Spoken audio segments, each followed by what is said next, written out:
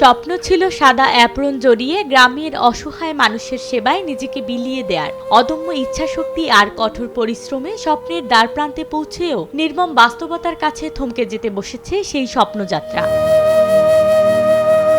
আমার ছেলে, আমি এই অসহায় দরিদ্র পরিবারে আমার ছেলেকে বহু কষ্ট, আমার ছেলের ছোট বেলা থেকে খুব বড় বড় স্বপ্ন আমি ছেলেকে আঁকড়ে রেখেছি। বাবা, আমি বাচ্চা থাকতে তোমার স্বপ্ন যতটুক আমি পূরণ করতে পারবো, এলাকাবাসী সবাই, দেশবাসী সবাই আছেন, সহযোগিতা করলে আমি পূরণ করতে পারবো, এই বলে ছেলেকে আমি সান্ত্বনা দিয়ে আসছি। আমার অর্থ সামগ্রী কিছুই আমি বের করতে পারছি না, কিন্তু তার বাবা দিন মজুরি কাজ করে, খুব কষ্ট করে।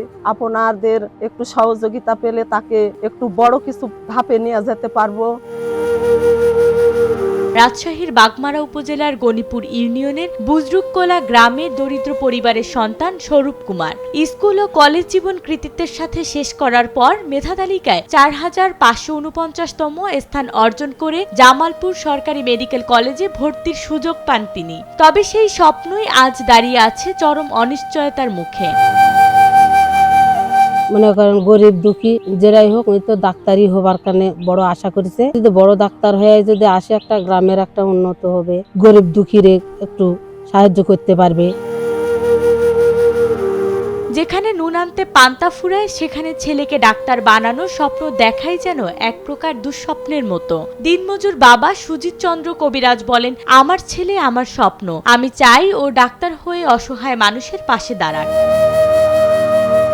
আমার ছেলে, আমার স্বপ্ন, সে একটা বড় ডাক্তার হোক, হয়ে আসা গরিব দুঃখী জনগণের সেবা করবে, এটাই আমার আশা। যদি দেশবাসী তারা যদি একটু সহযোগিতা করে, তাহলে আমার ছেলেটা পার হয়ে আসতে পারবে।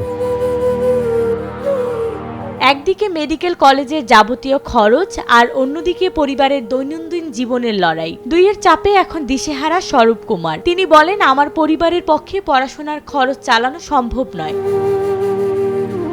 অনেক হতাশা, অনেক কষ্টের মধ্যে দিয়ে আমার পড়াশোনা করতে হয়েছে। আমার অনেক সময় মনে হয়েছে যে আমার পড়াশোনা বন্ধই হয়ে যাবে না। তো আমার মা আমাকে বলতো যে আমি বেঁচে থাকতে তোমার পড়াশোনা আমি বন্ধ হতে দিব না। আজকে আমি মেডিকেল কলেজে পড়াশোনার সুযোগ পেয়েছি। এখন যে ভর্তির খরচ এবং শিক্ষা সামগ্রীর যত খরচ রয়েছে, আমার পরিবারের পক্ষে তার দেওয়া সম্ভব নয়। আমি এখন খুবই অনিশ্চয়তায় ভুগছি। আমি ভবিষ্যতে পড়াশোনা আমার কি হবে, পড়াশোনা করতে পারবো কিনা, আমি ডাক্তার হতে পারবো কিনা, আমার যে স্বপ্ন পূরণ করতে পারবো কিনা, আমি এই বিষয়ে অনেক অনিশ্চয়তায় রয়েছি। সবাই যদি সাহায্য হাত বাড়িয়ে দেয়, আমার পড়াশোনা শেষ করতে পারবো। এলাকাবাসী ও শিক্ষকরাও এই মেধাবী শিক্ষার্থীর প্রশংসায় পঞ্চমুখ। তাদের দাবি, এমন মেধাবী শিক্ষার্থীর পাশে দাঁড়ালে শুধু এই পরিবার উপকৃত হবে না, বরং গোটা সমাজ ভবিষ্যতে পাবে একজন দক্ষ ও মানবিক চিকিৎসক। সে যথেষ্ট মেধাবী, কারণ তার আর্থিক অনটনের মধ্যে দিয়েও তার মধ্যেও আমার স্বরূপ অনেক ভালো রেজাল্ট করেছে।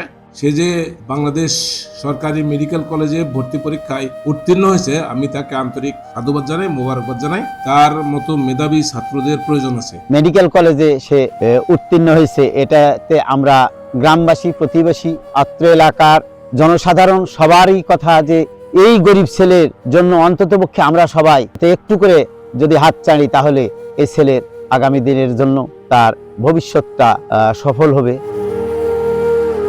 আজ এই মেধাবী শিক্ষার্থীর স্বপ্ন যদি অঙ্কুরেই ঝরে যায়, তবে সমাজ কি প্রশ্নবিদ্ধ হবে না? নাকি এর দায় শুধু পরিবারেরই, সমাজের নয়? সমাজের বিত্তবান মানুষের সামান্য সহযোগিতাই পারে স্বরূপকে একজন দক্ষ চিকিৎসক হিসেবে গড়ে তুলতে। পল্লী এলাকা থেকে সে এইভাবে যে ডাক্তারি চান্স পেয়ে, জন্য আমি সত্যি আনন্দিত।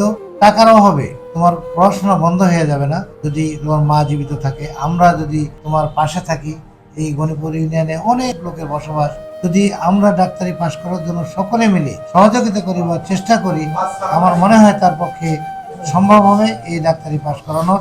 এবং ইউনিয়ন পরিষদের পক্ষ থেকে আমি যতটুকু আমার পক্ষে সম্ভব, ইনশাল্লাহ আমি সহযোগিতা করার হাত বাড়াবো।